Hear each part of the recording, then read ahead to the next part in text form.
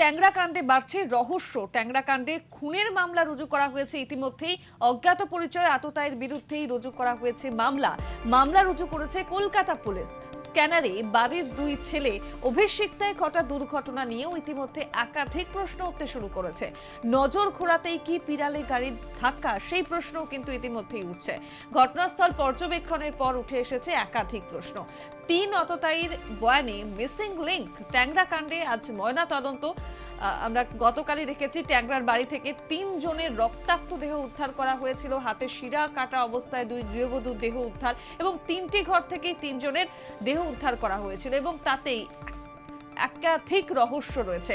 3 জনের মৃত্যুর পর আত্মহত্যার সিদ্ধান্ত বাকিদের। প্রথমে বাড়ির ছাদ থেকে ঝাঁপ দিয়ে আত্মহত্যার সিদ্ধান্ত, পরে আত্মহত্যার সিদ্ধান্ত বদল দুই ভাইয়ের।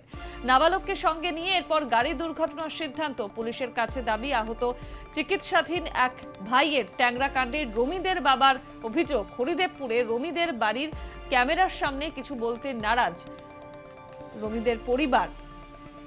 তবে মেয়ের স্বামীর বিরুদ্ধে নির্দিষ্ট কোনো অভিযোগ নেই, ঘনিষ্ঠ মহলে জানিয়েছেন রমিদের বাবা স্বপন বন্দ্যোপাধ্যায়। দুই মহিলার হাতে গলায় গভীর ক্ষত নিয়ে সন্দেহ।